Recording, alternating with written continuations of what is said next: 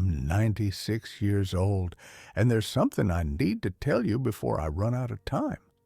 Something I should have said 73 years ago, but I was too proud, too stubborn, too foolish.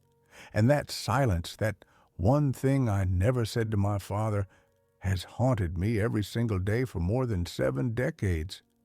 You might think at 96 I've made peace with everything. That's what people assume about old folks like me. But the truth is, some regrets don't fade with time. They grow sharper, they cut deeper, and the worst part is knowing it's too late to fix it. My father died in 1951. I was 23 years old, a young black man trying to make something of himself in a world that didn't want to see me succeed. He was 58, worked himself to the bone his entire life so I could have opportunities he never had. And I never told him I loved him, not once, not ever. Before you judge me, let me tell you how we were raised. My father was born in 1907 in rural Georgia. His father was born into slavery. Let that sink in. My grandfather was born enslaved, and my father grew up in the shadow of that trauma. In their world, black men didn't say, "I love you." Affection was weakness. Emotion was dangerous. You survived by being hard, by never showing vulnerability, by never giving anyone ammunition to use against you. My father showed love through sacrifice. He worked 3 jobs so I could go to college. He went hungry so I could eat. He wore the same threadbare coat for 15 years so I could have new shoes. But he never said the words, and because he never said them to me, I convinced myself I didn't need to say them to him. I thought he knew. I thought actions were enough. I thought we had time. In 1951, I was finishing my master's degree in Chicago. My father was still in Alabama, working at the steel mill. We hadn't spoken in 4 months because I was too busy, too focused on my studies, too convinced that making him proud through achievement was the same as telling him I loved him. On March 23rd, I got a telegram. My father had collapsed at work, heart attack. He died before the ambulance arrived. I took the train home for the funeral. It took 19 hours, and during those 19 hours, all I could think about was the last time I saw him. It was Christmas. He was sitting on the porch, looking old and tired in a way I'd never noticed before. He asked me about school. I gave him short answers because I was eager to meet friends. He asked if I was eating enough. I told him not to worry. Then he did something he'd never done before. He reached out and put his hand on my shoulder, just rested it there for a moment. I remember thinking it was awkward. I remember pulling away slightly, making some excuse about needing to get going. That was the last time I saw my father alive, and I couldn't even give him 30 seconds of my undivided attention. At his funeral, people talked about what a good man he was, how he sacrificed everything for his family, how proud he was of me. And I stood there, frozen, knowing I had never once told him thank you, never told him I appreciated him, never told him I loved him. I'm 96 years old now. I've had a long life. I married my wife Beatrice in 1953. We had 4 children, 11 grandchildren, 16 great-grandchildren. I became a professor. I published 7 books. I marched with Dr. King. I've lived through 14 presidents. By any measure, I've had a successful, meaningful life. But I've carried that regret every single day for 73 years. You want to know what hell is? It's not fire and brimstone. Hell is lying awake at 3 in the morning when you're 96 years old, playing over and over in your mind a conversation you'll never get to have.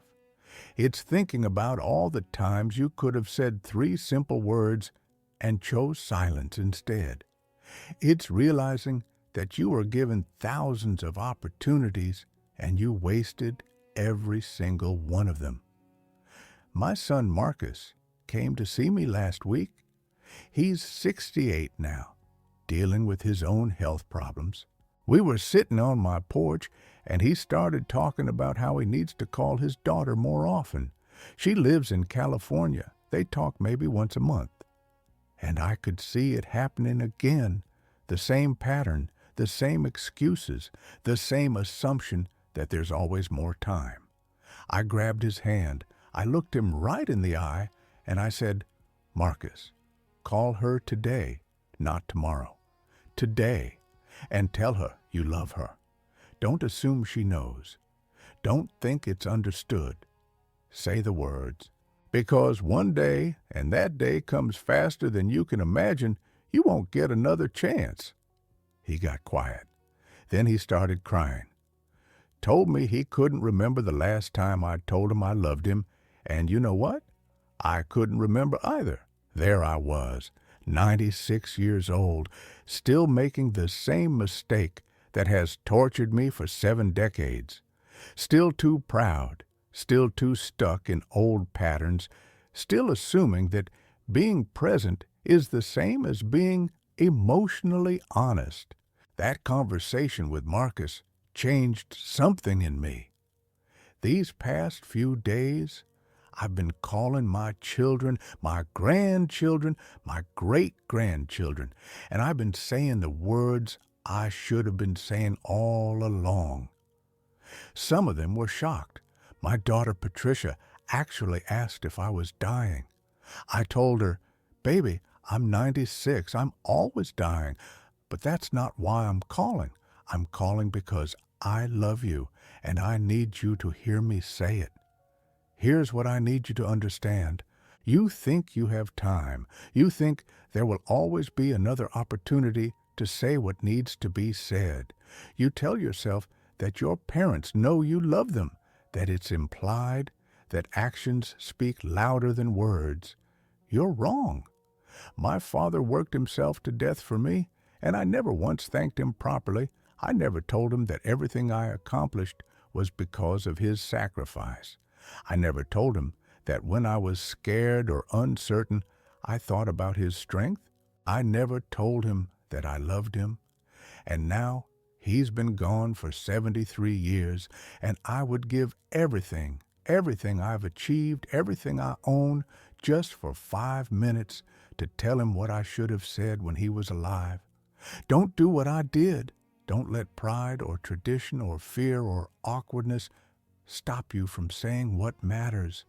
Don't assume your parents know how you feel. Don't wait for the perfect moment, because there is no perfect moment. If your father is still alive, call him today, right now, before you finish watching this video. Call him and tell him you love him. Tell him you appreciate him. Tell him thank you for everything he sacrificed for you. If you're a father yourself, don't repeat my mistake with your own children. Break the cycle. Say the words often, without prompting, without needing a special occasion. I don't care how your father raised you. I don't care what generation you're from. I don't care if it feels awkward or uncomfortable. Do it anyway, because I promise you, when you're my age, when you're lying in bed knowing your time is almost up, you won't regret the awkwardness. You'll only regret the silence. I'm 96 years old. My father has been dead for 73 years. And not a single day has passed where I haven't thought about what I should have said to him. This is my burden to carry. It doesn't have to be yours. If this story touched you, if you're sitting there realizing you made the same mistake I made, then leave a comment below. Tell me if you've experienced something similar. And more importantly, tell me what you're going to do about it. Subscribe to this channel, because I don't know how much time I have left, but I want to share everything I've learned before I go. Don't let my regret become your regret. Make the call. Say the words.